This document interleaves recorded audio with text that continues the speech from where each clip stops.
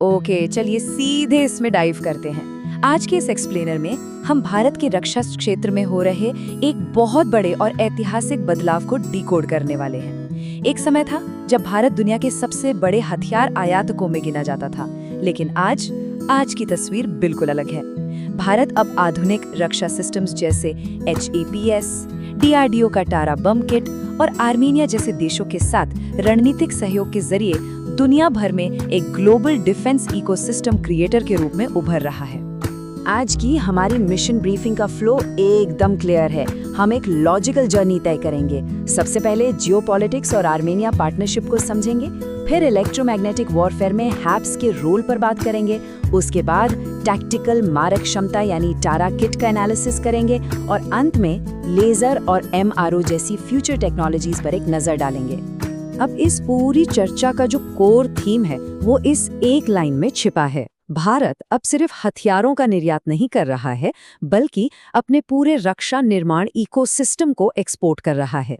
और सच कहूं तो ये कोई छोटी मोटी बात नहीं है, ये ग्लोबल पावर डायनामिक्स में एक बहुत बड़ा फंडामेंटल शिफ्ट है। तो आइए अपने पहले सेक्शन की ओर बढ़ते हैं। आर्मेनिया पार्टनरशिप में आया स्ट्रेटेजिक बदलाव।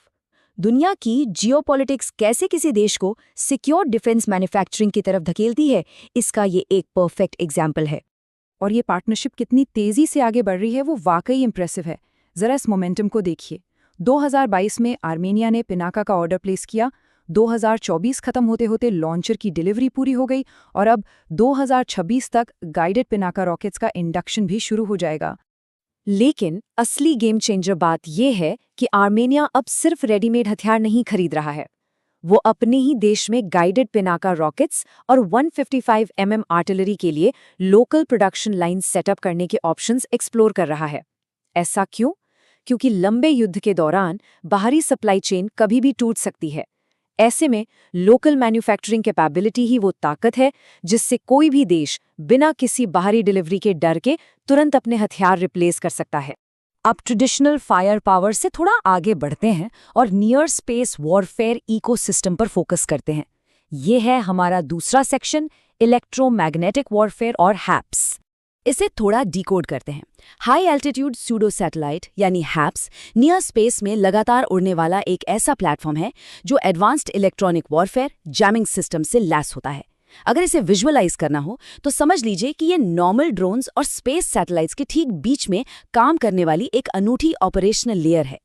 20 किलोमीटर, ये वो विशाल ऊंचाई है जिस पर हैप्स ऑपरेट करते हैं। अब इतनी ऊंचाई पर लगातार बने रहने के लिए एक बेहद स्टेबल एनर्जी आर्किटेक्चर की जरूरत होती है, जो इन प्लेटफॉर्म्स को महज कुछ घंटों के लिए नहीं बल्कि हफ्तों या महीनों तक हवा में टिके रहने की ताकत देता है। लेकिन जो बात यहाँ सबसे ज्यादा इंटरेस्टिंग है वो है इसका रेडियस, 400 किलोमीटर्स। जरा इमेजिन कीजिए, इतनी ऊंचाई पर होने की वजह से एक अकेला हैप्स प्लेटफॉर्म 400 किलोमीटर के इतने बड़े दायरे की न सिर्फ निगरानी कर सकता है बल्कि इलेक्ट्रॉनिकली उस पूरे एरिया को इन्फ्लुएंस भी कर सकता है। DRDO इन प्लेटफॉर्म्स को लगातार हवा में बने रहने वाले जैमिंग सिस्टम्स में बदल रहा है। प्रैक्टिकली इसका मतलब क्या है? इसका मतलब है कि ये दुश्मन के रडार नेटवर्क्स को पूरी तरह से बाधित कर सकते हैं, उनके मिलिट्री कम्युनिकेशंस को जैम कर सकते हैं, स्वॉर्म ड्रोन्स के डेटा लिंक्स को हाईजैक कर सकते हैं और कुल मिलाकर बैटल ग्राउंड पर दुश्मन के पूरे कोऑर्डिनेशन को ध्वस्त कर सकते हैं। ये दुश्मन की सिचुएशनल अवेयरनेस को पूरी तरह से ब्लाइंड करने का काम करता है। चलिए अब इलेक्ट्रोमैग्नेटिक डोमिनेंस से वापस काइनेटिक फायर पावर की तरफ लौटते हैं। हमारे इस तीसरे सेक्शन में बात करेंगे DRDO के टैक्टिकल एडवांस्ड रेंज ऑगमेंटेशन यानी टारा सिस्टम की। तो टारा आखिर है क्या? सिंपल शब्दों में कहें तो टारा एक ऐसा प्रिसिशन गाइडेड बॉम्ब किट है जो हमारे नॉर्मल अनगाइडेड या डम बॉम्बों को long range precision strike weapons में कन्वर्ट कर देता है। इससे सबसे बड़ा फायदा ये होता है कि हमें लगातार महंगे स्मार्ट बॉम्ब इंपोर्ट करने की जरूरत नहीं पड़ती। हम अपने मौजूदा स्टॉकपाइल को ही अपग्रेड करके स्मार्ट वेपन बना सकते हैं। अब जरा वॉरफेयर के इकोनॉमिक्स को न्यूट्रली एनालाइज करते हैं। जहां अमेरिका का JDAM सिस्टम बहुत ज्यादा महंगा है और इजराइल का स्पाइस किट लगभग 2 से 3 करोड़ रुपए का आता है, वहीं भारत के तारा किट की कॉस्ट सिर्फ 25 लाख रुपए के आसपास है। इसका सीधा सा मतलब ये है कि एक इंपोर्टेड किट की कीमत में आप 10 से 12 तारा इक्विप्ड बम डिप्लॉय कर सकते हैं।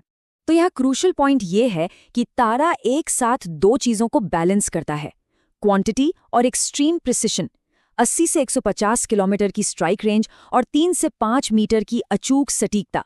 ये बंकर्स और रडार्स को एंगेज करने के लिए एक बेहद लो कॉस्ट लेकिन मास स्ट्राइक फोर्स मल्टीप्लायर का काम करता है। आइए अब इस एक्सप्लेनर के आखिरी सेक्शन में चलते हैं।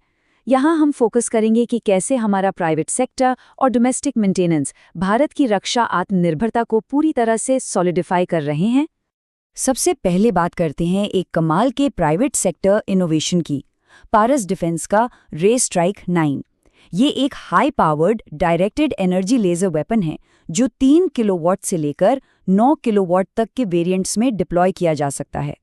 इसे खास तौर पर लोइटरिंग म्यूनिशंस और कम ऊंचाई पर उड़ने वाले खतरों को हवा में ही खत्म करने के लिए डिजाइन किया गया है। चलिए देखते हैं कि ये सिस्टम काम कैसे करता है। ये पूरा ट्रैक, लोकेट और किल मैकेनिज्म बहुत ही प्रिसिजन से काम करता है। Step 1, electro optical sensors target को डिटेक्ट करते हैं। स्टेप 2, एयर ड्रिवन ट्रैकिंग उस पर लॉक ऑन करती हैं। और स्टेप 3, एक हाई एनर्जी लेजर 1.2 से 2.5 किलोमीटर दूर से ही उस खतरे को पूरी तरह जलाकर नष्ट कर देती है। अब जरा सोचिए, सस्ते कामिकाज़ी या स्वॉर्म ड्रोन्स को गिराने के लिए अगर हम करोड़ों की इंटरसेप्टर मिसाइलें फायर करने लगें तो इकोनॉमिकली वो कितना अनसस्टेनेबल होगा, राइट? यहीं पर ये लेजर वेपन्स गेम पलट देते हैं। इनकी प्रति शॉट कॉस्ट न के बराबर होती है, जो इन्हें एक बेहद कॉस्ट इफेक्टिव सोल्यूशन बनाती है। और आत्मनिर्भरता की ये कहानी सिर्फ वेपन्स मैन्युफैक्चरिंग तक सीमित नहीं है। हाल ही में बेस रिपेयर डिपो नासिक ने इंडियन नेवी के MiG-29K फाइटर जेट्स की इजेक्शन सीट्स का इंडिजिनस ओवरहॉल सफलतापूर्वक पूरा कर लिया है। ये एक highly complex aerospace engineering task है। इससे हुआ ये है कि पायलट के सर्वाइवल सिस्टम्स के लिए अब हम रशियन ओरिजिनल इक्विपमेंट मैन्युफैक्चरर्स पर पूरी तरह से निर्भर नहीं हैं। इसे अगर समराइज करें तो डोमेस्टिक मेंटेनेंस, रिपेयर और ओवरहॉल यानी MRO नेवी के कैरियर फ्लीट की बैकबोन को हमेशा कॉम्बैट रेडी रखता है। ये एयरक्राफ्ट का टर्न अराउंड टाइम घटाता है, ऑपरेशनल अवेलेबिलिटी बढ़ाता है और सबसे ज़रूरी बात, विदेशी सप्लाई चेन में किसी भी गड़बड़ी के रिस्क को कम करके एरोस्पेस सेक्टर में हमारे सेल्फ रिलायंस को एक बड़ा बूस्ट देता है। तो इस पूरे एनालिसिस के बाद एक बहुत ही प्रोवोकेटिव थॉट के साथ हम आपको छोड़ना चाहेंगे। जैसे जैसे Bharat low cost, high precision technology में मास्टरी हासिल कर रहा है और अपने पूरे डिफेंस इकोसिस्टम को एक्सपोर्ट कर रहा है, ये ग्लोबल मिलिट्री मार्केट के पुराने ढर्रे को परमानेंटली कैसे डिस्टर्ब करेगा? ये एक ऐसा सवाल है जो फ्यूचर की जियोपॉलिटिक्स को तय करने वाला है। इस एक्सप्लेनर में हमारे साथ जुड़ने के लिए शुक्रिया।